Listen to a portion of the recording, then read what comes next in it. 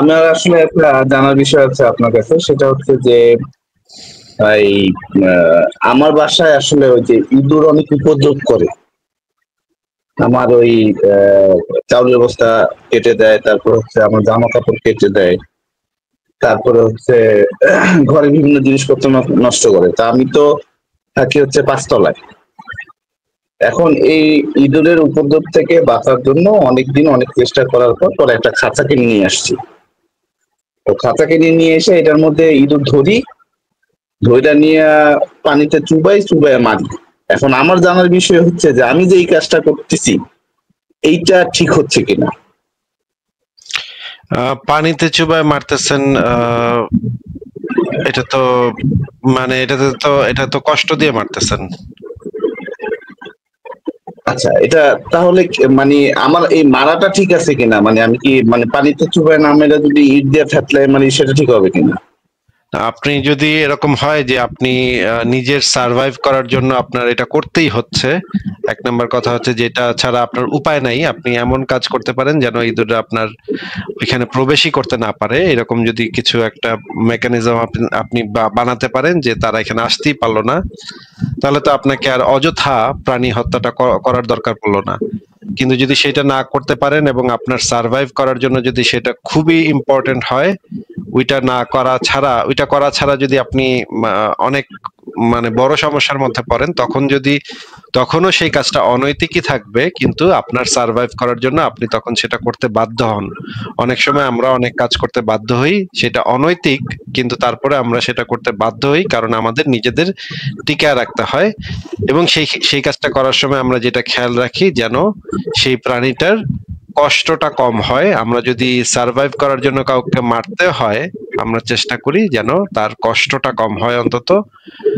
এই কষ্টটা কমানোর মাধ্যমে আমরা যে আসলে দায়িত্বশীল মানুষ হিসেবে আমাদের যে প্রকৃতির প্রতি এবং অন্যান্য পশু পাখির প্রতি একটা দায়িত্ব আছে, সেই দায়িত্বটার আমরা জানান দিই। কিন্তু আমরা চাইলে নৃশংস ভাবেও যে কোনো প্রাণীকে হত্যা করতে পারে, আমাদের সেই সামর্থ্য আছে।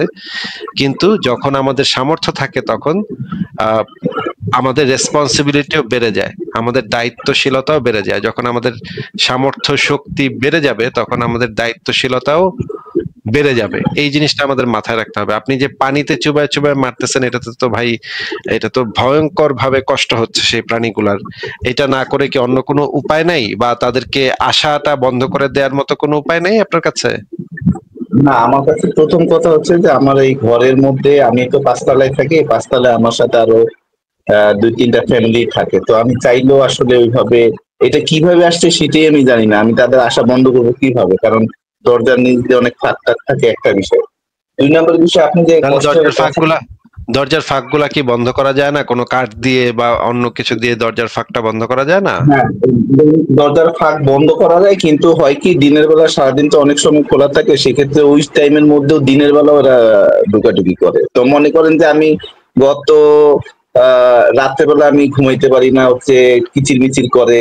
তারপর আমার এইটা কেটে ফেলে, ওইটা চাউলের বস্তা কেটে ফালাই দিয়ে বিনাশ করে ফেলে, আমার ওইখানে মুখই দেওয়া যায় না, এত দুর্গন্ধ সৃষ্টি হয়েছে। বুঝতে পেরেছি। কিছু তো ধরনের সাউন্ড আছে যে সাউন্ড গুলা এই ধরনের যে ইঁদুর বা এই ধরনের যে পতঙ্গ এইগুলাকে দূরে রাখে। সেই সাউন্ড গুলা যদি আপনি বাসায় তৈরি করতে পারেন, সেই সাউন্ড ওয়েভ গুলা যদি তৈরি করতে পারেন, সেই সাউন্ড গুলা আপনার কানে লাগবে না, আপনি শুনতে পাবেন না, কিন্তু সেই সাউন্ড ওয়েভ গুলা তৈরি করলে এই ধরনের প্রাণীগুলা দূরে থাকে, এই ধরনের প্রাণীগুলা আর আসতে পারে না। আপনি কি সেটা চেষ্টা করে দেখেছেন? আমি আসলে এই বিষয়ে জানি না যে এরকম কোনো সাউন্ড ওয়েভ আছে কিনা, এটা তো আমার জানা নেই। আচ্ছা, এটার আপনি একটু এখন যেহেতু আপনাদের সবার কাছেই চ্যাট জিপিটি আছে, আপনি একটু এই বিষয়ে পড়ালেখা করেন যে কিভাবে প্রাণীদেরকে হত্যা না করে তাদেরকে আমাদের মানে লোকালয় থেকে দূরে রাখা যায়। এটার কি কি পদ্ধতি থাকতে পারে সেগুলো আপনি একটু পড়ালেখা করেন, পড়ালেখা করে একটা বেটার ওয়ে খুঁজে বের করার চেষ্টা করেন, যেন তাদেরকে দেখেন তারাও তো এক ধরনের প্রাণী, তাদেরও তো পরিবার পরিজন আছে, তাদেরও খেয়ে পরে বাঁচতে হয়। হ্যাঁ, এটা তাদের স্বাভাবিক ব্যাপার যে তারা আপনাদের বাসা থেকে চুরিদারি করবে বা জিনিসপত্র খেয়ে ফেলবে। এটা হচ্ছে স্বাভাবিক বৈশিষ্ট্য এই সমস্ত প্রাণীর। এখন এখানে তো তার সেরকম কোনো মেজর কোনো অপরাধ অপরাধ না যে যেটার কারণে আপনি তাকে এইভাবে মেরে ফেলতে পারেন। আপনি চেষ্টা করেন যে কোনোভাবে যদি তাদেরকে না মেরে যদি তাদেরকে আপনি নিষ্কৃতি পান সেই প্রবলেমটা থেকে। আর যদি নিতান্তই মারতে হয় তাহলে বাজারে যে সমস্ত মানে কীটনাশক পাওয়া যায় বা যেই ধরনের পাওয়া যায়, বিষাক্ত জিনিস পাওয়া যায় যেটাতে তাদের মানে ধুকে ধুকে মরতে হবে না, তারা খুব ইনস্ট্যান্টলি মারা যাবে, এইরকমও যদি আপনি কিনতে পারেন যেন তাদের খুব বেশি কষ্ট না হয়, এরকমও যদি আপনি কিনতে পারেন তাহলে সেইগুলা কিনে সেটার ব্যবস্থা করেন যেন তাদের ধুকে ধুকে মরতেটা না হয়। মানে ধুকে ধুকে মরাটা হচ্ছে একটা কষ্টকর মরা, কষ্টকর মৃত্যু। আপনি যেহেতু একজন যদি নিজেকে মানবিক মানুষ বলে দাবি করেন তাহলে তো আপনার উচিত যে ওই প্রাণীগুলোর প্রতিও এক ধরনের সহমর্মিতা পোষণ করা। আমার সহমর্মিতা এই বিষয়ে আমারও একটু খারাপ লাগে যখন তারা এদিক সেদিক দৌড়াদৌড়ি করে তখন এটা দেখতে আমারও একটু খারাপ লাগে। আমিও এখানে দাঁড়ায় থেকে আসলে আমিও চিন্তা করি যে এই মুহূর্তে তার মরণ হবে, কিন্তু আমি আবার পার্টিকুলারলি আরেকটা জিনিসও চিন্তা করি যে একজন মানুষকে যখন আমরা হত্যা করি তখন হত্যা করার মূল যে সমস্যাটা হয় সেটা হচ্ছে মানুষটা বুঝতে পারে যে তাকে আমরা হত্যা করে ফেলতেছি। তখন সে যখন থেকে তাকে মানুষকে আপনি হত্যা করেন না, আমি বোঝানোর জন্য বলতেছি বিষয়টা, আপনি অন্যদিকে আবার নিয়েন না, কারণ আমি আসলে আপনার মতো আমি তো কখনো মানুষ হত্যা করি না। আপনি যে বললেন আপনারা যখন আমি হত্যার বিষয়টা বলতে এইটা বুঝাইতেছি যে মানুষকে যারা হত্যা করে মূলত, আপনি আমার কথাটা আগে একটু শুনেন, তারপরে ভুল হইলে আমাকে বললে আমি সংশোধন করে নেব। ওই আলোচনাটা তো শেষ হয় নাই, যে প্রাণী হত্যার জিনিসটা তো শেষ হয় নাই, সেটা একটু মানুষের দিকে পরে যান, সেটা তো আরো বিশাল ব্যাপার। মানুষের দিকে গেলে তো সেটা আরো বিশাল ব্যাপার হয়ে যায়। আমরা আগে এই প্রাণী হত্যাটা নিয়ে কথাটা শেষ করি। কিন্তু আমরা যেটা দেখতে পাই, আপনি তো নিজে একজন মুসলমান নাকি? জি, আমি একজন মুসলমান। তাহলে তো মুসলমান হিসেবে তো আপনার আর কোনো মানে দায়বদ্ধতার দরকার নেই, আপনি তো মানে ধোপাধপ মেরে ফেলতে পারেন, অসুবিধা কি? এটা তো আপনার নবী করে গেছে, আপনার নবী এই কাজটা নিজেও করে গেছে এবং মানে আপনাদেরকে করতে উৎসাহ দিয়ে গেছে। 5 প্রকারের প্রাণী হত্যা করা, আপনি কি জানেন? এটা আমি গতকালকে দেখেছি। আমি গতকালকে আপনাদের সম্ভবত কার যেন পোস্টে আমি এটা দেখছি যে একটা হাদিসের উদ্ধৃতি, এটা আমি এর আগে জানতাম না, এটা আমি গতকালকে দেখছি যে 5 প্রকারের প্রাণীর মধ্যে ইঁদুর আছে, টিকটিকি আছে, তারপরে হচ্ছে শকুন আছে, কাক আছে, এরকম 5টা প্রাণীর কথা আমি একটা হাদিস দেখছি, কিন্তু এটা আমি আসলে এর আগে জানতাম না, এটা আমি গতকালকেই দেখেছি। তো আমি আসলে এই যে ইঁদুর মারার বিষয়টা নিয়ে অনেকদিন থেকেই আমি আপনাকে এই বিষয়ে কোশ্চেন করব আসলে, মানে আমি আসলে আপনার এখানে ঢুকতে পারি না, আবার চান্সও পাই না, কারণ ছোটবেলায় থেকে আপনাদের ব্যাপারে আসলে এক ধরনের কথা শুনে আসছি। আমি আসলে অনেকদিন থেকেই আপনাদের এটা একটু দেখি আবার বের হয়ে যায়, আবার একটু দেখি আবার একটু বের হয়ে যায়, মানে একটা আসলে ভয় কাজ করে। কিন্তু আস্তে আস্তে আমার ভয়টা আসলে, আমি ভয়ের দিকে যেতে চাচ্ছি না, মানে আপনাদের বিষয়গুলোতে আমি একটু অভ্যস্ত হওয়ার চেষ্টা করতেছি, আসলে বিষয়টা হচ্ছে এখানে। কিন্তু আমি আসলে ভয়টা কিসের দিকে একটু বলতেন, যে আমরা তো কাউকে মারি বলতে, যে আমরা যদি আপনার না মারামারির বিষয় না, আমরা ভয়টা হচ্ছে একদম ক্লিয়ারলি বলি, সেটা হচ্ছে যে আপনাদের এখানে ঢুকলে হয়তো আমি যেই ধরনের বিশ্বাস ক্যারি করি সেই বিশ্বাস থেকে হয়তো আমি ফেরত চলে আসবো, বা আমি হয়তো আপনাদের কথার কারণে প্রভাবিত হয়ে যাব, এই ধরনের চিন্তা ভাবনা থেকে আমি আপনাদের এগুলি আমি ঢোকার কখনো চিন্তা করতাম না, আমি আপনাদের মুক্ত আন্দোলনও ঢুকতাম না। আমি রিসেন্টলি অনেকদিন চেষ্টা করছি আপনার লাইভে ঢোকার জন্য। এই জিনিসটা আমি একটু আপনার থেকে একটু ক্লিয়ার হয়ে নেই, যে আপনি কেন এটা মনে করতেন। যদি আপনি সত্যি মনে করেন যে আপনার ধর্মটা সত্য একটা ধর্ম, তাহলে কোথাকার কোন আসিফ মহিউদ্দিন কি বললো এটা দিয়ে, ভাই কি মানে আসিফ মহিউদ্দিন কোথাকার কোন লোক, সে কি বললো না বললো, আপনার কাছে তো আপনার ধর্মটা যদি সত্য হয়ে থাকে তাহলে তো আপনার কাছে যুক্তি, তথ্য, প্রমাণ এগুলো থাকার কথা, তাই না? হ্যাঁ, এরকম 2-10টা আসিফ মহিউদ্দিন আপনি তুলোধনা করে দেওয়ার কথা না। একটা বিষয় হচ্ছে কি, যে আপনারা যেমন পড়াশোনা করেন, যেভাবে পড়াশোনা করেন, আমরা তো আসলে ওইভাবে পড়াশোনা করি না। এখন যেটা সত্য কথা সেটা হচ্ছে যে আমরা ছোটবেলা থেকে ফ্যামিলিতে যেভাবে বড় হয়ে আসছি, সেই বড় হওয়ার মধ্যে আমরা যেটুকু শিখছি সেইটাই আমরা অন্তরে ধারণ করি। এবং সেইটাই আমরা আমাদের বিশ্বাসের মধ্যে আমরা লালন করি। কিন্তু এই পর্যায়ে গিয়ে আমরা আমাদের মানে ওইরকম চিন্তা ভাবনা কখনোই হয় নাই যে আমরা এটা নিয়ে ডিফাইন করবো বা এটা কেন হইলো, কি বিষয় হইলো। কারণ ওই ধরনের যে কিউরিসিটি মূলক প্রশ্ন, যে এখানে এসে একটা প্রশ্ন করা যায় বা প্রশ্নের উদ্ভব হইতে পারে, সেই ধরনের চিন্তা ভাবনা আমার মাথা থেকে কখনোই আসে না, এখনো আসে না ওই রকম চিন্তা ভাবনা যে এটা ডিফাইন করা, যে কেন এটা হইলো না, কেন ওই জিনিসটা হইলো। যখন আরেকজনের কাছ থেকে শুনি তখন মনে হয় যে হ্যাঁ আসলে তো এটা একটা প্রশ্ন হওয়া উচিত ছিল, কিন্তু তার আগ পর্যন্ত ভাই আমার মাথা দিয়ে এই ধরনের প্রশ্ন আসে না। সেই জন্য আমি আসলে জিজ্ঞেসও করি না। আর আপনি তো বাংলাদেশের বিষয়টা, সবার বিষয়টাই জানেন যে নর্মালি আসলে সবাই কিন্তু ওইভাবেই আমরা ঠিক যেইভাবে ক্যারি করি আমাদের ধর্মকে, সেইভাবে সবাই ক্যারি করে। তো এটা হচ্ছে একটা কমন বিষয়। এখন আপনি এটাকে অনেকভাবে আখ্যায়িত করতে পারেন, আপনার চিন্তা ভাবনা দিয়ে হতে পারে। এর আগে একটা গল্প শুনছিলাম যে কোন একখানে পাগলা পানি নাকি আসছে, পাগলা পানি আসার পর মন্ত্রী মিনিস্টাররা তারা অনেক চিন্তা ভাবনা করছে, করার পর তারা চিন্তা করলো যে পাগলা পানি থেকে আমাদের বেঁচে থাকতে হবে। তারা করলো কি, পাগলা পানি থেকে বেঁচে থাকলো, কিন্তু বাকি যে প্রজারা ছিল তারা সবাই পাগলা পানির সংস্পর্শে এসে পাগল হয়ে গেছে। তো পাগল হয়ে যাওয়ার পর পরে ওরা ওখানে মিটিং করতেছে যে কিভাবে এটাকে ঠিক করা যায়। তখন প্রজারা বলতেছে যে দেখ, ওই পাগলগুলা ওইখানে বসে বসে কি করতেছে। এখন পাগলের পাল্লা যে সময় ভারী হয়ে গেল, তখন সবাই কিন্তু ওই জিনিসটাই মন্ত্রী মিনিস্টাররা লাস্টে দিয়ে চিন্তা করলো যে ঠিক আছে, আমরা ভালো থেকে লাভ কি, আমরাও পাগলদের সাথে মিলে যাই, আমরাও পাগলদের সাথে গিয়ে পাগল হয়ে যাই। তো এটা হচ্ছে যে আমাদের মানে আমরা যারা বাঙালি, আমরা তো আসলে ওইভাবে পড়াশোনা করতে পারি না। যার কারণে আমাদের কি হয়, আমাদের যেটা করতে হয়, যেই সাইডে হচ্ছে বেশি স্রোত, সেই সাইডের দিকে আমরা নিজেকে গা ভাসানোর একটা চেষ্টায় সবসময় মত্ত থাকি। এইটা সঠিক বা ব্যাঠিক এই বিষয়ে, এই দৃষ্টিভঙ্গিতে আমি যাচ্ছি না, ওই বিষয়ে আমি যাবো না।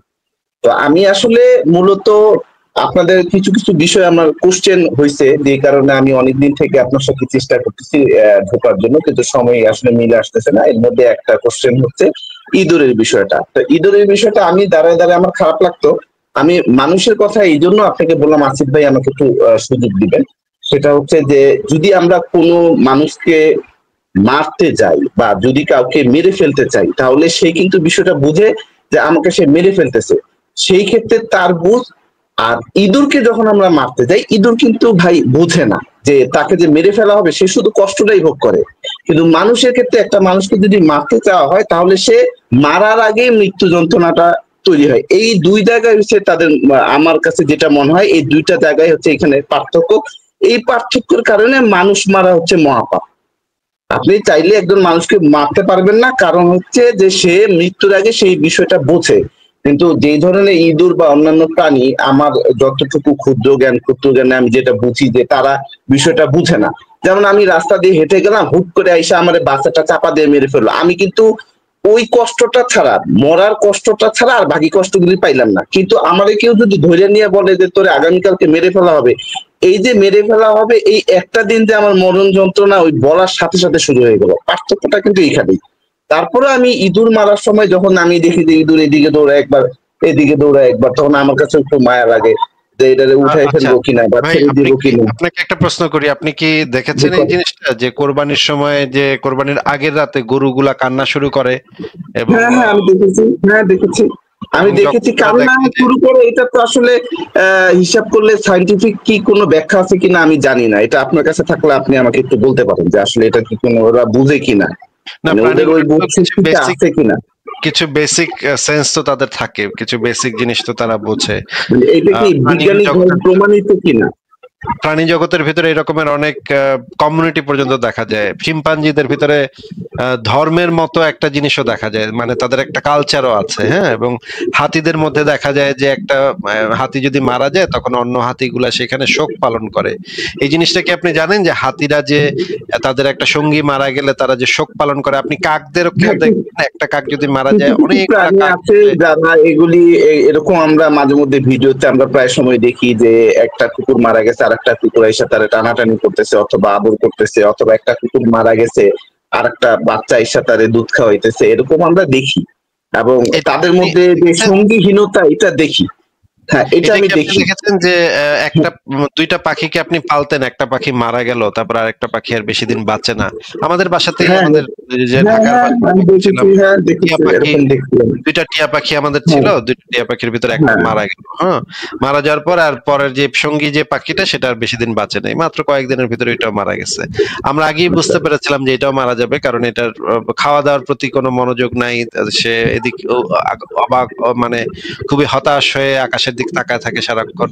এটা দেখে আমরা বুঝতে পারছিলাম যে এটার বেশি দিন বাঁচবে না, কারণ এটা তো এটার সঙ্গীটা তো মারা গেছে। সঙ্গীর হ্যাঁ প্রতি ভালোবাসা, সঙ্গীতের, সঙ্গীর প্রতি সঙ্গীত প্রতি সঙ্গীর প্রতি ভালোবাসা। প্রেম। তারপরে আমি কিন্তু দেখেছি যে আমার একটা মুরগি, বিষয়টা, একটা মুরগি, একটু একটু শুনে নেন ভাই, একটু শুনে নেন। হ্যাঁ বলেন একটা বলেন। আমাদের বাসায় মুরগি পালতাম, আমাদের ঢাকার বাসায় মুরগি পালতাম আমরা। সেখানে আমাদের মুরগি যখন ছোট ছোট বাচ্চা দিত, আমি দেখতাম যে কাক এসে মাঝে মাঝে সেই একটা বাচ্চাকে ছিনিয়ে নেওয়ার চেষ্টা করতো। এবং তখন আমি দেখতাম যে মুরগির যে মাটা, সেই মাটা যে কি ভয়ঙ্কর রূপ ধারণ করতো, বাপরে বাপ। ওইটার পশম টসম ফুলাইয়া এমন ভাবে দৌড়ানি দিত কাকটারে, এমন ভাবে তাইরা যাইতো। এবং মাঝে মাঝে ইসের সাথে, বেজির সাথে ফাইট করতো, বেজির সাথে আমি ফাইট করতে দেখছি মুরগির মাকে। হ্যাঁ, মানে মা হইতেছে, মানে বাচ্চাটাকে কিভাবে সেভ করতে হবে, বাচ্চাটাকে কিভাবে বাঁচাইতে হবে, সে কি রণমূর্তি। হ্যাঁ, মনে হইতো যে সে মানে ওই বেজিরে মেরা ফেলাবে এখন। বেজি কিন্তু অনেক শক্তিশালী, মুরগির থেকে কিন্তু বেজি অনেক শক্তিশালী। কিন্তু তারপরেও এমনকি আমি আমি দেখছি সাপের সাথে ফাইট করতে দেখছি আমি মুরগিকে।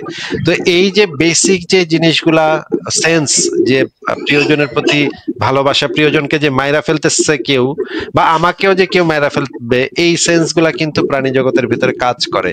এইগুলা কিন্তু আমরা স্বাভাবিক, আমাদের কিন্তু বিজ্ঞানের সাহায্য নেওয়ারও দরকার নাই। আমরা কিন্তু আমাদের স্বাভাবিক জীবনযাত্রাতে এই জিনিসগুলো অবজার্ভ করতে পারি যে প্রাণীদের ভিতরে এই ধরনের টেন্ডেন্সি আছে। আমি দেখেছি যে একটা সিনেমাও বানানো হয়েছিল যে হাতিরা, তাদের একটা সঙ্গী মারা গেছে, এই জন্য সব হাতি মিলে রাস্তা ব্লক করে দাঁড়ায় আছে, এরকম একটা সিনেমাও ছিল। আমি এরকম অনেকগুলা উদাহরণ আপনাকে দেখাতে পারবো যে প্রাণী জগতের ভিতরে এই যে এই সেন্স গুলা আছে এবং তারা এই জিনিসগুলা বোঝে। হ্যাঁ বলেন। আচ্ছা এখন আমরা দুজন একসাথে থাকি, হঠাৎ করে একজন জিনিস নাই, এই জিনিসটা সে বাস্তবিক ভাবে সে দেখতেছে, কিন্তু তার এটা তো হচ্ছে তার বাস্তবিক একটা পাশাপাশি সঙ্গী না থাকার কারণে সে মন খারাপ করে থাকে, এইটা খুবই স্বাভাবিক আমার কাছে মনে হয়। কিন্তু একটা প্রাণীকে যখন হত্যা করা হয়, একটা প্রাণী যখন হত্যা করে বা ইয়ে করে, এইটার আগে সে নিজে নিজে বুঝতে পারে, এই বিষয়ে কি মানে এইটার কি কোনো ব্যাখ্যা আছে কিনা আপনার কাছে, যে হ্যাঁ সে বুঝতে পারে বিষয়গুলো, যে হ্যাঁ আমি কি বুঝাইতে পারছি নাকি আমি এক প্রশ্ন দ্বিতীয়বার করলাম, এটা আমাকে একটু বলেন। এটা তো এই ধরনের মানে বোধ বুদ্ধি প্রাণীদের ভিতরে থাকারই কথা। এই মুহূর্তে তো আমি আপনাকে রেফারেন্স দেখাতে পারবো না ভাই, কিন্তু এটা থাকার কথা। আচ্ছা ঠিক আছে, ওকে ফাইন, কোনো সমস্যা নাই। এটা আমি ধরে নিলাম যে হ্যাঁ প্রাণীরাও হয়তো রাত্রেবেলা হত্যা করতে গেলে তারা পরের দিন বা তারা বুঝতে পারে এই বিষয়গুলা। আচ্ছা এই বিষয়গুলা তো এটার বিষয়। তারপর আমাদেরকে যে এই যে আমাদেরকে যে মাঝে মধ্যে মশা কামড়ায়, তো মশারে আমরা কি করি, ওই যে থাপ্পড় মারি, থাপ্পড় মারে ফেলি, এই এই বিষয়টা আপনি একটু কিভাবে দেখবেন, একটু আমাকে এটা তো বলবেন ভাই প্লিজ। আপনার মানে সহজাত প্রবৃত্তি। যখন আপনাকে কেউ কামড় দিবে আপনার হাত অটোমেটিক সেখানে চলে যাবে। কিছু জিনিস আছে হ্যাঁ মানুষের সহজাত প্রবৃত্তি, সহজাত ভাবে মানুষ এই কাজগুলা করে ফেলে। যেমন ধরেন আপনার চোখে একটা বল যদি ছুঁড়ে মারা হয়, আপনার চোখটা অটোমেটিক বন্ধ হয়ে যাবে। এইটার জন্য আপনার কোনো কিছু চিন্তাও করতে হবে না, কোনো কিছু চিন্তা করে ডিসিশন মেকিং এর যে প্রসিডিউর সেটার ভিতরে আপনার যেতে হবে না, আপনার চোখের পাতা অটোমেটিক বন্ধ হয়ে যায়। যদি একটা মানে খুবই স্পিডে কোনো একটা জিনিস আপনার চোখের দিকে ছুটে আসতে থাকে, তখন আপনার চোখ অটোমেটিক বন্ধ হয়ে যায়। এই জিনিসগুলো হচ্ছে অটোমেটিক রেসপন্স। কিছু অটোমেটিক জিনিস রেসপন্স। আছে যেগুলো অটোমেটিক রেসপন্স, যেমন একটা কুকুরের লেজ যদি রাস্তায় পড়া থাকে এবং সেটার উপর দিয়ে যদি গাড়ি চলতে নেয়, তখন কুকুরের লেজটা অটোমেটিক সেটা সরে যায়। কুকুরের যে চিন্তা করে এটা সরাইতে হবে এমন দরকার নেই, এটা অটোমেটিকলি হয়ে যায়। এই জিনিসগুলা মানুষ মানুষের ডিএনএ থেকে পায়, মানুষের জিনগত বৈশিষ্ট্য থেকে পায়। এই জিনিসগুলা যে আপনি যখন মশাকে মেরে ফেলেন সেই জিনিসগুলা এইখান থেকে আসে। এটা আমরা খুব যে সচেতন ভাবে চিন্তা ভাবনা করে থাপ্পড় দেই তা না। কামড়াইতেছে, আমরা টের পাওয়ার সাথে সাথে আমাদের হাত ওইখানে চলে যায়, ঠাস করে মেরে মেরে দেয়। আমি বোঝার আগেই সে মরে গেছে। হ্যাঁ, এরকম অনেকবার ঘটছে আমার সাথে, আমি বোঝার আগে আমি মেরে ফেলছি। এখন মানে যেই কাজটা আমাদের করা দরকার, যে যে এই মশাগুলা যেন স্প্রেড না করে, মশাগুলা যেন মানে বেশি সংখ্যায় বেড়ে না যায়, এই ব্যবস্থাটা করা, যেটা করার জন্য সরকারের একটা দায়িত্ব আছে, রাষ্ট্রের একটা দায়িত্ব আছে। রাষ্ট্র এমন কিছু মেডিসিন তারা ছিটাইতে পারে যে ছিটাইলে সেই মশাগুলার যে প্রজনন ক্ষমতা, সেই প্রজনন ক্ষমতাটা নষ্ট হয়ে যায় এবং তারা নতুন বাচ্চা পয়দা করতে পারে না। মশাগুলাকে সেটা মারে না, কিন্তু মশাগুলার প্রজনন ক্ষমতা নষ্ট করে দেয়। এই রকমের মেডিসিন ইউরোপে দেয়া হয়। এই কারণে ইউরোপে বেশিরভাগ সময় মশাগুলা বেশি ব্যাপক আকারে মানুষকে বিরক্ত করতে পারে না। এখন আপনি যদি আপনার রাষ্ট্র যদি সেরকমের সামর্থ্যবান হয়, তাহলে তারা বুদ্ধিমান হয়, শিক্ষিত হয়, তাহলে তো তারা সেই যে মেডিসিন গুলা দিয়ে মশাটাকে নিয়ন্ত্রণ করতে পারে। কিন্তু আমরা চাই না কোনো প্রাণীকেই মানে অযথা মেরে ফেলা হোক, এটা আমরা চাই না। অন্তত পক্ষে তাদেরকে কষ্ট যেন না দেয়া হয়, সেই জিনিসটা আমরা দেখি যে অন্তত কষ্টটা যেন না দেয়া হয়, এইটুক পর্যন্ত আমরা করতে পারি। কিন্তু নিতান্তই যখন আমরা অপারগ হই তখন তো আর কিছু করার নেই ভাই, তখন তো মারতে বাধ্য হইতে হয়। কিন্তু যতটা সম্ভব আমাদের চেষ্টাটা এটাই থাকা উচিত যে আমরা যেন তাদেরকে ব্যথা না দিই বা তাদের কোনো কষ্টের কারণ না হই, আমরাও বেঁচে থাকি, তারাও বেঁচে থাকুক, এইটুক আমরা চাই। এইটুকুই হচ্ছে আমার কথাই এই সম্পর্কে। রায়হান ভাই, আপনি কি অন্য কোনো বিষয়ে আলোচনা আছে? হ্যাঁ, আমি আরেকটা বিষয় করে, আমার তো অনেক বিস্তর প্রশ্ন আছে। আমি চাই না আমার কারণে আরো অন্যান্য লম্বা সময় থাকুক, আমি চাই যে তারাও করুক, কিন্তু আমি আরেকটা প্রশ্ন করে আমি এখান থেকে চলে যাব। অন্য আরেকদিন হয়তো আপনার সাথে আবার অ্যাড হয়ে আবার আরেকটা ভিন্ন প্রশ্ন করবো আর কি। তো যাই হোক, আরেকটা প্রশ্ন হচ্ছে, আমি কোন একটা আপনার লাইভের মধ্যে মনে হয় শুনছিলাম যে বাচ্চাদের মারার বিষয়ে, বাচ্চাদের মারা যাবে কিনা। তো আমার তো আসলে ছেলে আছে, আমার ছেলেকে আমি তো পড়াশোনা করাই। তো পড়াশোনা করার সময় আপনি যে বললেন যে অটোমেটিক চলে যায়, অনেক সময় যে পড়াইতে বসলে পড়তে চায় না, বারবার বললে বা ইয়ে করলে পড়তে চায় না, না। এটা আপনার অটোমেটিক যায় না ভাই। এটা আপনার হাত যদি উঠে যায়, এটা আপনার অটোমেটিক যায় না। এটা আপনি শিখে আসছেন। এটা আপনি ছোটবেলা থেকে আপনার বাবা বা আপনার টিচার হয়তো আপনাকে এইভাবে মারছে, এই কারণে আপনার ভিতরে এই জিনিসটা ঢুকে গেছে যে আপনিও এই জিনিসটা করতে পারেন। আপনার যদি পাওয়ার থাকে, আপনার যদি পাওয়ার থাকে, আপনি যদি একটা সোসাইটিতে একটু পাওয়ার হোল্ড করেন, তাহলে আপনি দেখেন, আপনি কিন্তু আপনার বাবার গায়ে কিন্তু এভাবে হাত হুট করে উঠে যায় না, তাই না? মনে করেন আপনার বাবা একটা ভুল করছে, আপনি কিন্তু ঠাস করে একটা থাপ্পড় দিয়ে বসেন না তাকে, তাই না? এটা কিন্তু পার্সন টু পার্সন ভেরি করে। আপনার ছেলেটা যদি করে বা আপনার কাজের ছেলে যদি এটা করে বা রিকশাওয়ালা যদি এটা করে, তখন আপনার হাতটা উঠে যায়। কিন্তু মনে করেন আপনার, হ্যাঁ, এটা আপনার কথা বলছি না, মানে সাধারণত মানে আমার স্ট্যাটাসের থেকে নিচের স্ট্যাটাস যাদের, আপনি যখন বুঝতে পারবেন এর স্ট্যাটাসটা আমার, এর ক্ষমতা সমাজে, এর প্রভাব প্রতিপত্তি ক্ষমতা আমার থেকে নিচে, এইটুক যখন আপনার সেন্সের ভিতরে আসবে, তখন আপনার অটোমেটিক হাত চলে যাবে। কিন্তু আপনার অফিসের বস, মনে করেন আপনার অফিসের ম্যানেজার, যার আন্ডারে আপনি কাজ করেন, ওই বেটা একটা ভুল করছে, আপনার কিন্তু হাত ফট করে উঠা যাবে না। সে হয়তো বয়সে আপনার থেকে ছোট, কিন্তু তারপরেও কিন্তু আপনার হাত কিন্তু তখন উঠবে না। এটার কারণ হচ্ছে আপনার যে সমাজ আপনাকে যে জিনিসটা শিখাইছে, সেই জিনিসটা একটা ভুল শিক্ষা আপনাকে দিচ্ছে ছোটবেলা থেকে, আপনাকেও এইভাবে ডেভেলপ করছে যে আপনি আপনার নিচের, আপনার যে সোশ্যাল ক্লাস আছে, সেই ক্লাসের নিচে যারা আছে তাদের উপরে আপনি মারপিট করতে পারেন, যেটা আপনি আপনার উপরে যারা ছিল তারা আপনার উপরে মারপিট করে এই জিনিসটা আপনাকে শিখাই দিচ্ছে। এখন আপনিও যেটা করতেছেন, যে আপনার বাচ্চাকে এটা করতেছেন, এবং আপনার বাচ্চা এটা শিখে ফেলতেছে। আপনার বাচ্চা এটা শেখার মাধ্যমে সে যখন বড় হবে, সে আবার তার নিচে যারা আছে তাদেরকে পিটাবে। এই চক্রটা থেকে বের হওয়ার একটাই উপায় আছে, যে আপনার এটা বন্ধ করতে হবে ভাই। আপনি যদি এটা বন্ধ করতে পারেন, তাহলে আপনার বাচ্চাটা এটা শিখবে না, এবং পরের জেনারেশন গুলো এই ধরনের উল্টাপাল্টা মাইটের খাবে না। কিন্তু যদি আপনি সেটা চালায় যান, তাহলে আপনার বাচ্চাও সেটা শিখবে, তার বাচ্চাও সেটা শিখবে। কোনো না কোনো জায়গায় তো আমাদের থামতে হবে ভাই। এইটা তো মানে অনন্তকাল চলতে দেওয়া যায় না। একটা বাচ্চাকে মানে গায়ে হাত কেন দিবেন? আশ্চর্য। মানে মানে এই গায়ে হাতের উদ্দেশ্যটা কি? মানে গায়ে হাত দিয়ে আসলে আপনি কি হাসিল করবেন বলেন তো? গায়ে হাত দেওয়ার উদ্দেশ্যটা হচ্ছে যে তাকে একটু সংশোধন করা। দ্বিতীয় বিষয় হচ্ছে কোথাও গায়ে হাত দিয়ে কোথাও কাউরে সংশোধন করা যায় না। মায়ের পিঠায় কোথাও কাউরে সংশোধন করা যায়নি। কেউ কখনো মায়ের পিঠের মাধ্যমে সংশোধন হয় না।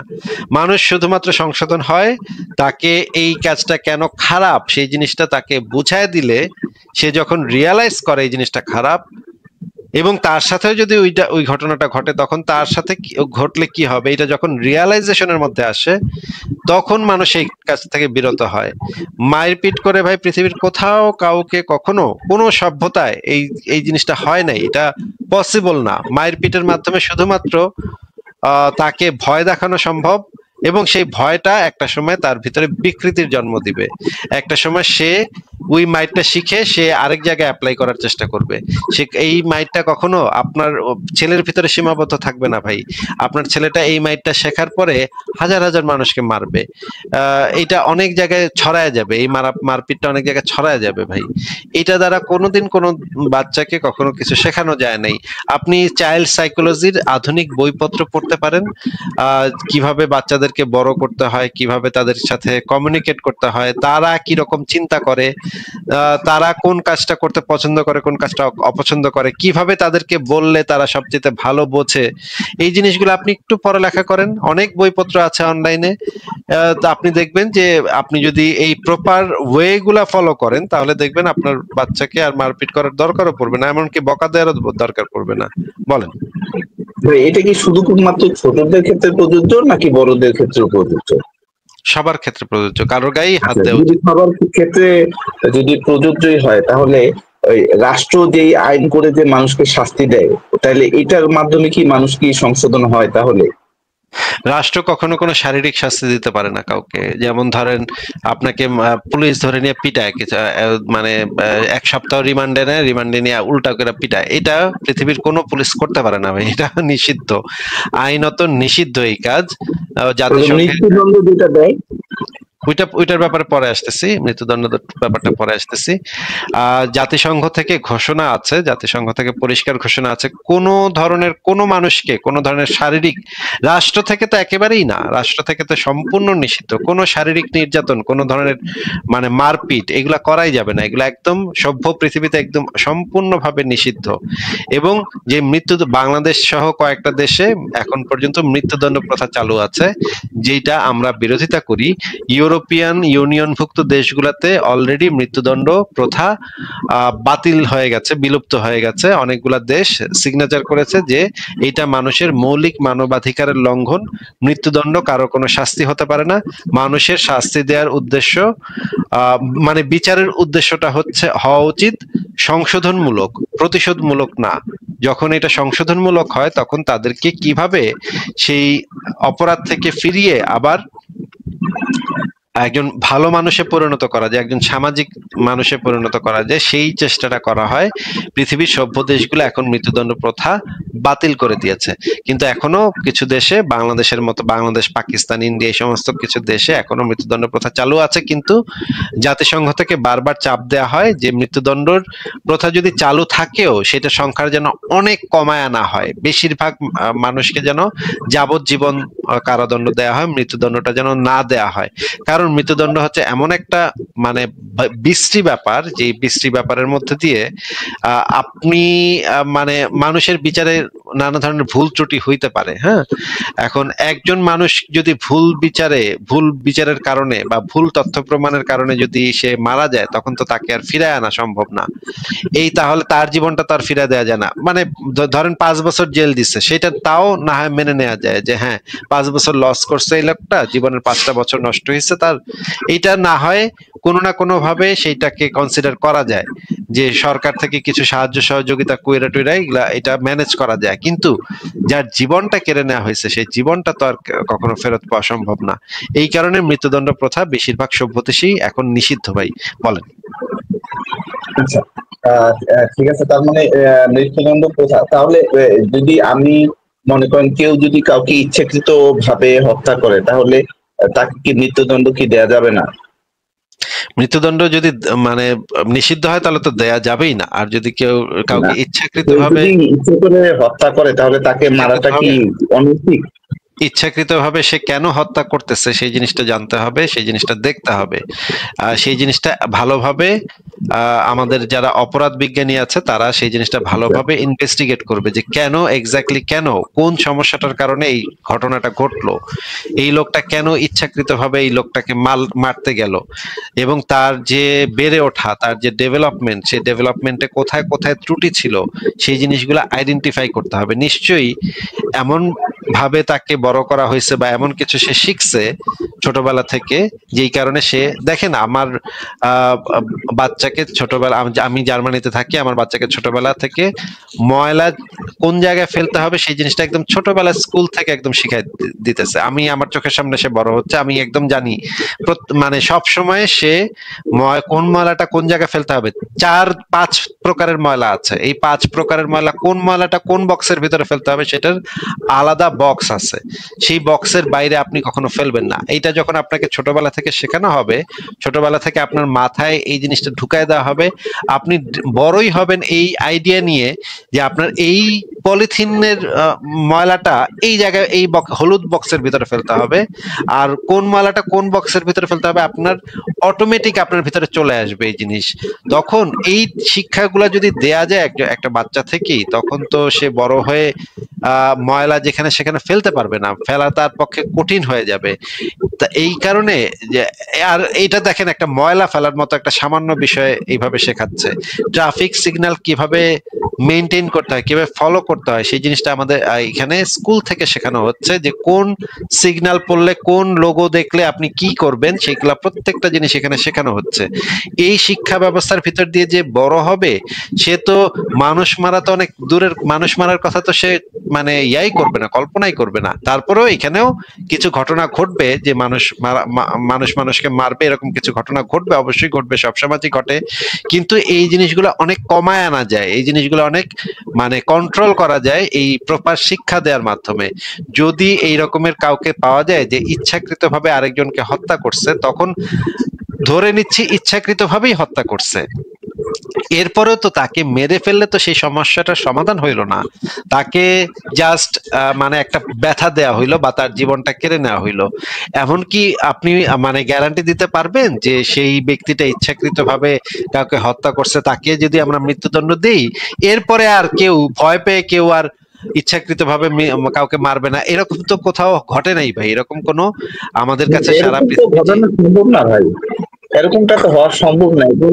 মানে বিষয়টা হচ্ছে আপনি যেটা বললেন যে কমায় আনার একটা প্রক্রিয়া হিসাবে আমি এটা মনে করি যে আপনি কাউকে হত্যা করেছেন, বিনিময়ে আপনাকে হত্যা করলো, তার মানে কিছু মানুষ বুঝলো যে না, একটা মানুষকে চাইলেই মারা যাবে না, সবকিছু করা যাবে, মারা যাবে না। এটা একটা ভুল কনসেপ্ট ভাই, এটা একটা ভুল কনসেপ্ট, যেটা অপরাধ বিজ্ঞানীরা গবেষণা করে বের করছে যে আপনাদের কাছে যেটা মনে হয় যে অনেক কঠিন শাস্তি দিলে, প্রকাশ্যে কল্লা ফালায় দিলে বা মানে ফাঁসি দিয়ে দিলে অন্য মানুষরা ভয় পেয়ে আর ওই অপরাধটা করে না, এটা একটা ভুল কনসেপ্ট। এইটার সম্পূর্ণ বিপরীতটা ঘটে, যে সমাজে মানে পানিশমেন্টটা ভয়ঙ্কর, সেই সমস্ত সমাজে অপরাধের মাত্রা বেড়ে যায়। এইটা অপরাধ বিজ্ঞানীরা বিভিন্ন সমাজের অপরাধ গবেষণা করে তারা এই জিনিসটা বের করছে ভাই। আপনার কাছে যেটা মনে হচ্ছে বাস্তবতা তার উল্টা। যে সমস্ত সমাজে এই ধরনের দেখা যায়, মনে করেন আমাদের সমাজে কি দেখা যায়, আমি ছোটবেলা দেখছি বাসে একটা ছিনতাইকারী ধরা পড়ছিল, পকেটমার ধরা পড়ছিল, সে আরেকজনের পকেটে নাকি হাত দিছিল, তারের পাবলিকে মাইরা ফাটায় একেবারে ভর্তা বানায় দিছে ভাই, একদম রক্তারক্তি করছে। হ্যাঁ, আমি ছোটবেলায় একটা নাটক দেখছিলাম নিমফুল, সেইটার ভিতরে আসাদুজ্জামান নূর ছিল। আসাদুজ্জামান নূর থাকে চোর, তার একটা বাচ্চাকে নিয়ে সে চুরি করতে যায়, তারপরে তার চোখ ফিরা দিবে, হ্যাঁ, গ্রামবাসী তারে ধইরা তার চোখটা ফিরা দিবে, তখন মানে খেজুর কাটা আনতে লোক যায়। দেখছেন আপনি নিমফুল নাটকটা দেখছেন? না, আমি আসলে আসাদুজ্জামান নূরের শুধুমাত্র ওই যে কোথাও কেউ নেই, আমাদের তো ছিল হচ্ছে, তখন তো আমাদের টিভিও ছিল না ওইরকম, তো যার কারণে দেখা হয়নি। শুধু কোথাও কেউ নেই এই নাটকটাই আমি শুধু দেখতাম। আপনি ইউটিউবে পাবেন, এই নাটকটা দেখেন। এই যে মানে যে ভয়ঙ্কর পানিশমেন্ট যে মানুষকে দেয়া হয়, মানে একটা অপরাধ, সে অপরাধ করছে, ধরে নিলাম সে অপরাধ করছে, কিন্তু এই অপরাধের জন্য যে ভয়ঙ্কর মানে মানে ভয়ঙ্কর পানিশমেন্টের উদ্দেশ্যটা থাকে যে অন্যরা এইটা দেখে ভয় পেয়ে যাবে। কিন্তু ভাই যে সমস্ত সমাজে আমি এই ধরনের জিনিস ঘটনাগুলো দেখছি, সেই সমস্ত সমাজকে আমি দেখছি সবচেয়ে বেশি অপরাধ প্রবণ। আমি ঢাকার রাস্তায় দেখছি, রাস্তায় মানুষ দাঁড়ায় দাঁড়ায় মারামারি করে, পকেট মার, ছিনতাইকারী, চোর ছাত্রদেরকে পাইলে তো ভাই মানে মানে গণপিটুনি দিয়ে মাইরা ফেলে। হ্যাঁ, একটা মানুষকে এভাবে ধাম ধাম ধাম ধাম করে মারতে মারতে মারতে মারতে মুখ টুক থেতলায় দিতেছে, রক্ত বেরিতেছে। মানে আমি আমার নিজের চোখে দেখা এগুলা ভাই। মানে বাসে পকেট মার ধরা পড়ছিল, তাকে মারতে মারতে মারতে মারতে মেরেই ফেললো শেষ পর্যন্ত। সে আর উঠতে পারলো না, সে মরেই গেল শেষ পর্যন্ত। এই জিনিসগুলা যখন আমি দেখি, তখন আমি বুঝি যে এই যে মানুষের ভিতরে যে হিংস্রতার চর্চাটা হইলো, যেই মানুষটা ভালো মানুষ, সে কিন্তু যে যারা যারা পিটাইছে মানে পকেট মারটাকে, তারা কিন্তু অনেকেই ভালো মানুষ, কিন্তু তারা ওই মবের ভিতরে যখন তারা ছিল, তখন তাদের চেহারাটা চেঞ্জ হয়ে গেল। তারা ধূপ ধাপ করে ঘুষি মারতেছে একটা মানুষকে। এইভাবে যে ঘুষি, এই জায়গায় বে জায়গায় যে ঘুষি মারা যায় না, মানে এমন জায়গাতে ঘুষি মারা যায় না যে জায়গাটা ওই লোকটার অনেক সেন্সিটিভ জায়গা, এই জায়গায় যে লাথি মারা যায় না, ঘুষি মারা যায় না। একজনকে দেখলাম 10 ইঞ্চি ইট নিয়ে আইনা ধাম ধাম করে মাথার ভিতরে বাড়ি মারতেছে। এইগুলা ভাই অত্যন্ত বর্বর, অত্যন্ত অসভ্য, অমানবিক ব্যাপার। যে সমাজে এই জিনিসগুলোর চর্চা হয়, যে সমস্ত সমাজে এই ধরনের ভয়ঙ্কর পানিশমেন্টের চর্চা হয়, সেই সমস্ত দেশে, সেই সমস্ত সমাজে অপরাধের মাত্রা আসলে বাড়তে থাকে। অপরাধের মাত্রা এতে মোটেও কমে না। এটা ভাই আমার কথা না, এটা হচ্ছে অপরাধ বিজ্ঞানীরা এটা গবেষণা করে বের করছে যে এইটাতে উল্টা ফলাফল হয়। আর যে সমস্ত সমাজে অপরাধীকে কখনো শারীরিক নির্যাতন করা হয় না, সেই সমস্ত সমাজে অপরাধের সংখ্যা কমতে থাকে। আপনি যদি একটু এখন মানে গুগলে গিয়ে সার্চ করেন, ডেনমার্কে, নেদারল্যান্ডসে অনেক বড় বড় জেলখানা বন্ধ করে দিতে বাধ্য হয়েছে সরকার, কারণ যথেষ্ট অপরাধী তারা খুঁজে পাচ্ছে না। সুইডেনে একটা বড় জেলখানা তারা বন্ধ করে দিচ্ছে, নেদারল্যান্ডসে কয়েকটা বড় জেলখানা তারা বন্ধ করে দিচ্ছে, কারণ তাদের অপরাধীর সংকট দেখা দিছে। দেশের ভিতরে অপরাধীর সংকট কারণ হচ্ছে ওরা যথেষ্ট অপরাধী খুঁজে পাচ্ছে না। আর ওদের যদি মানে জেলখানা থাকেও, সেই জেলখানাগুলো ভাই 5 স্টার হোটেলের মতো।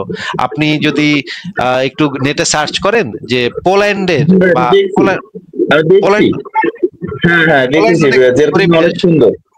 পোল্যান্ড অনেক গরিব দেশ, কিন্তু মনে করেন আপনি যদি সুইডেন বা সুইজারল্যান্ড এই সমস্ত দেশের জেলখানাগুলো দেখেন, 5 স্টার হোটেলের মতো এক একটা জেলখানা, মানে সকল সুযোগ সুবিধা, এমনকি গার্লফ্রেন্ড পর্যন্ত আপনি মাসে একবার গার্লফ্রেন্ড আপনি আনতে পারেন। আপনি যদি জেলে থাকেন ওই দেশে, গার্লফ্রেন্ডও আপনার বা বউ আপনার যদি থাকে, বউ আইসা একদিন আপনার সাথে থাকতে পারে। ওই এই রকমের জেলখানা তারা বানায় রাখছে, এবং সেখানে সুযোগ সুবিধার কোনো অভাব নাই। এইগুলা যখন দেয়া হচ্ছে, তখন দেখা যাচ্ছে যে এই অপরাধের মাত্রাটা এই সমস্ত দেশে কম, এবং এই কারণে তাদের জেলখানাগুলা পর্যন্ত বন্ধ করে দিতে হচ্ছে।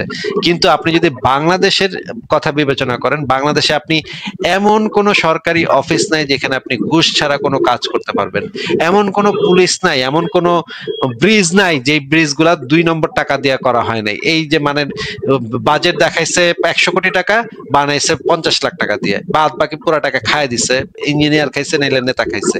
ওই ব্রিজটা কয়েকদিন পর মাথার উপরে ভাঙ্গা পড়বে, ভাঙ্গা পড়ে হাজার হাজার মানুষ মারা যাবে।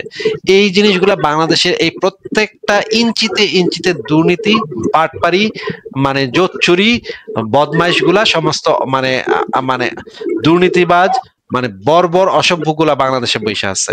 তাইলে ভাই বাংলাদেশে তো পুলিশ নিয়ে ডিবি নিয়ে ভালো মতো ছাঁচে ভাই, ভালো কুত্তার মতো ছাঁচে ভাই ডিবি নিয়ে।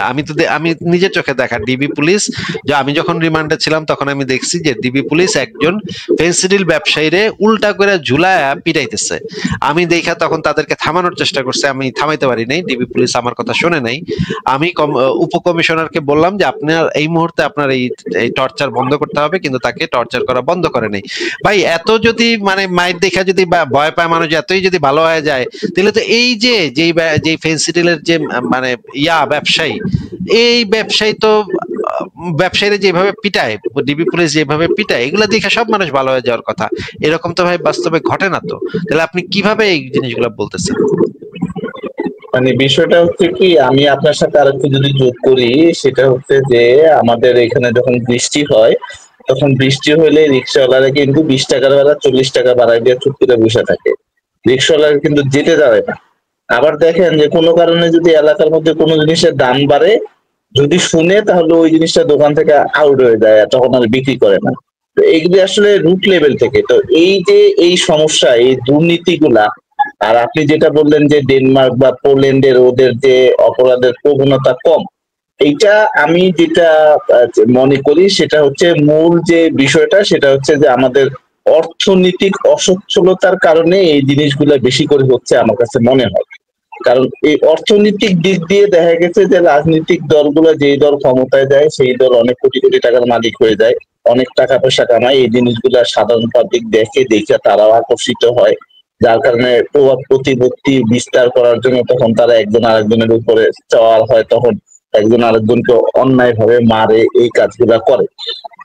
তো বাইরের দেশগুলোতে তো আসলে অর্থনৈতিক সচ্ছলতা যে কেউ যে কোনো সময় যে কোনো ব্যবসা বাণিজ্য করতে পারে, কিন্তু আমাদের না ভাই, এই কথাগুলা একটা সঠিক না, ভালো এই কথাগুলা সঠিক না। মানে অর্থনৈতিক ভাবে এমন তো না যে আল্লাহ পাক উপর থেকে জার্মানিতে টাকা ফেলে বা কিছু একটা ফেলে, সেটা তো না। এই জিনিসগুলা প্রত্যেকটাই একটা আরেকটার সাথে রিলেটেড। একটা জায়গা যদি ঠিক হয় তাহলে অন্য জায়গাগুলো অটোমেটিক আস্তে আস্তে ঠিক হতে থাকে। আপনি যদি একটা জায়গা ঠিক না করেন তাহলে অন্য জায়গাগুলো ঠিক হয় না। আহ ইউরোপিয়ান দেশগুলার অনেকগুলা দেশই আছে অত্যন্ত দরিদ্র, আবার অনেকগুলো দেশ আছে যারা অর্থনৈতিকভাবে শক্তিশালী, কিন্তু তারা অর্থনৈতিকভাবে শক্তিশালী হয়েছে এই এই জিনিসগুলা ঠিক করার মাধ্যমে, এই জিনিসগুলা সংশোধন করার মাধ্যমে। এমন না যে আসমান থেকে তারা টাকার ঝুড়িটা পড়ছে তারপর তারা অর্থনৈতিকভাবে সামর্থ্যবান হয়ে তারপরে তারা এগুলো চেঞ্জ করছে, না ভাই।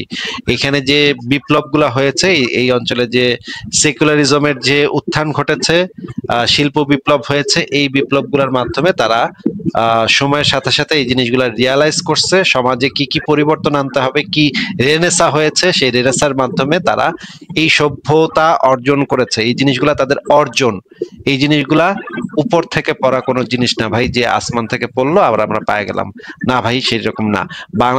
বাংলাদেশের মানুষেরও সেইটা করতে হবে, সেই নিজেদেরকে পরিবর্তনটা করতে হবে, সেই পরিবর্তনটাই হচ্ছে দরকার। রায়হান ভাই, অনেকক্ষণ কথা বললাম আপনার সাথে, আজকে কি তাহলে আপনাকে বিদায় জানাবো? হ্যাঁ, কোনো সমস্যা নাই। তবে আমি অন্য কোনো একদিন আবার আরো কিছু প্রশ্ন নিয়ে আসবো। তবে আমার রিকোয়েস্ট রইলো যে আপনি আমাকে একটু দেখলে একটু যদি মানে সামনে পড়ে আর কি, তাহলে অন্য কোনো দিন একটু যদি সম্ভব হয় আর কি একটু তাড়াতাড়ি অ্যাড করেন আর কি, এটা রিকোয়েস্ট রইলো। এই রিকোয়েস্টে আপনি আচ্ছা, আমাকে মনে থাকলে বিদায় চেষ্টা দিতে করবো ভাই। জি ঠিক আছে ভাই, ভালো থাকেন জি তাহলে। ঠিক আছে। জি আচ্ছা, ঠিক আছে, তাহলে বিদায় জানাচ্ছি। আচ্ছা, আমি প্রশ্নটা বলি আর কি। মহিউদ্দিন ভাই,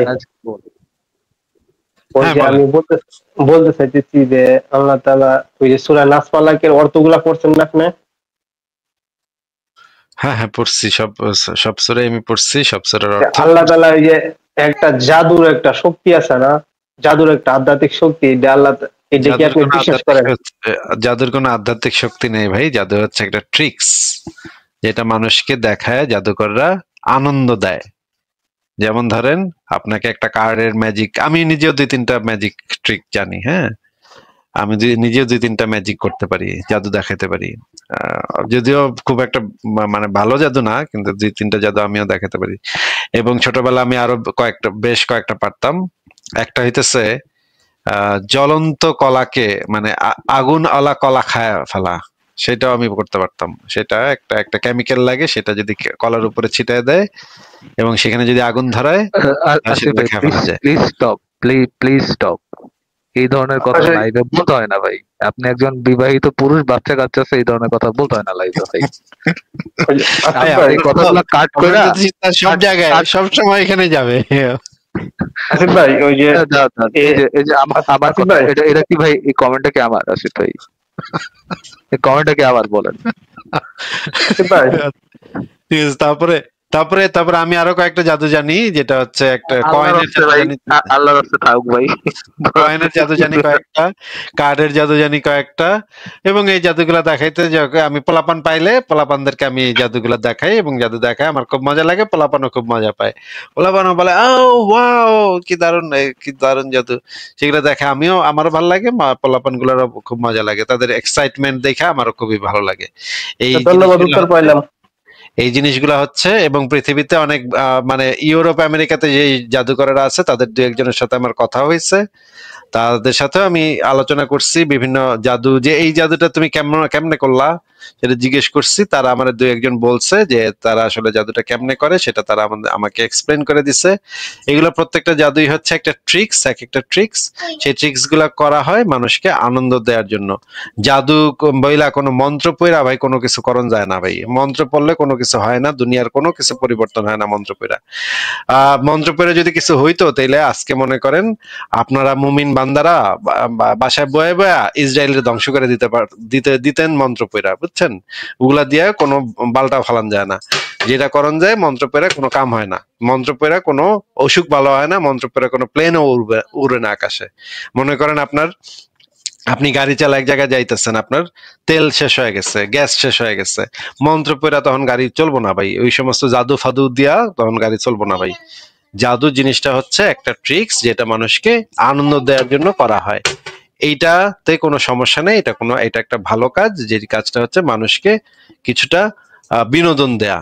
এইটার ভিতরে সমস্যাটা কোথায়? আপনি কি জাদু মানে মোহাম্মদ নাকি একবার জাদু করছিল? হ্যাঁ, মোহাম্মদ নাকি একবার জাদু করছিল। মোহাম্মদ তো অশিক্ষিত মূর্খ চুনাহাগা ছিল, এই জন্য ছাগল বেড়া বুঝে নাই যে এই জাদু ফাদু বলে কিছু নাই। তার একটা অসুখ হয়েছিল, হয়তো সেই অসুখ হওয়ার কারণে সমস্যা হয়েছিল।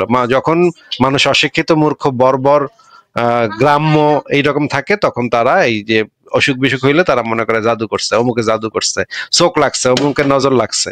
এগুলো হইতেছে অশিক্ষিত মূর্খ সুনা হাগা লেভেলের মানুষের কথাবার্তা। ভাই কিবরিয়া ভাই বলেন এবার।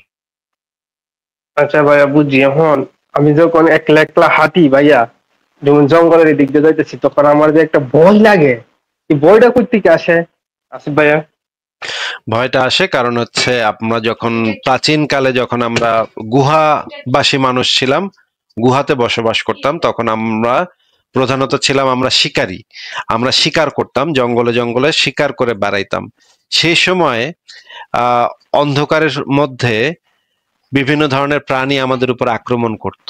এই জিনিসগুলো আমরা সেই সময় দেখছি, এবং সেই সময় আমাদের অভিজ্ঞতার ভিতরে এই জিনিসগুলো ঢুকে গেছে, আমাদের মনের ভিতরে, আমাদের ডিএনএর ভিতরে, আমাদের একদম মেমোরির একদম গভীরে এই জিনিসগুলো লুকায় আছে যে অন্ধকারের ভিতরে যদি আমরা যেখানে সেখানে চলাফেরা করি, তাহলে একটা বন্য প্রাণী, লুকায় থাকা বন্য প্রাণী বা সাপ বা এমন কিছু একটা প্রাণী, সেটা আমাদেরকে আক্রমণ করতে পারে। যে সমস্ত মানুষেরা এই সমস্ত জিনিসকে ভয় পাইছিল, ভয় জিনিসটা হচ্ছে, ভয় পাওয়ার মাধ্যমে আমরা নিজেদেরকে সতর্ক করি। ভয় হচ্ছে মানুষের জন্য অত্যন্ত ইম্পর্টেন্ট একটা অনুভূতি, যে অনুভূতিটা মানুষকে সচেতন করে দেয় আশপাশের যে পরিবেশ, আশপাশের যে প্রকৃতি আছে সেইগুলা সম্পর্কে মানুষ খুবই তখন সেন্সিটিভ হয়ে যায়। তখন প্রত্যেকটা শব্দ, প্রত্যেকটা গন্ধ মানুষ আরো সূক্ষ্মভাবে অনুভব করা শুরু করে যখন মানুষ ভয় পায়। এই যে যারা ভয় পেয়েছিল, আমাদের পূর্ব প্রজন্মের ভিতরে যারা ভয় পেয়েছিল, তারা সারভাইভে হিউম্যান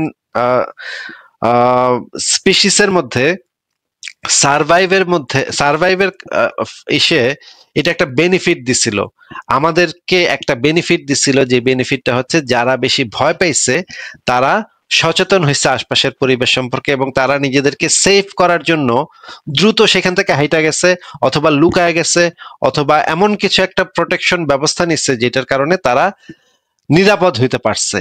এই যে আমাদের পূর্ব প্রজন্মের ভিতরে যারা যারা ভয় পাইতো তাদের ভিতরে, এবং আমাদের লোম খাড়ায় যায়, অনেক সময় দেখা যায় আমাদের লোম খাড়ায় যায়, অনেক সময় দেখা যায় আমাদের বুকের ভিতরে ধক ধক ধক ধক শব্দ করে, আমাদের হৃৎপিণ্ডের গতি বেড়ে যায়, কারণ আমাদের বডি তখন এই জিনিস নিজেকে প্রস্তুত করে দৌড়ানোর জন্য, নিজেকে প্রস্তুত করে লুকায় পড়ার জন্য, যেন আমরা লুকায় পড়তে পারি।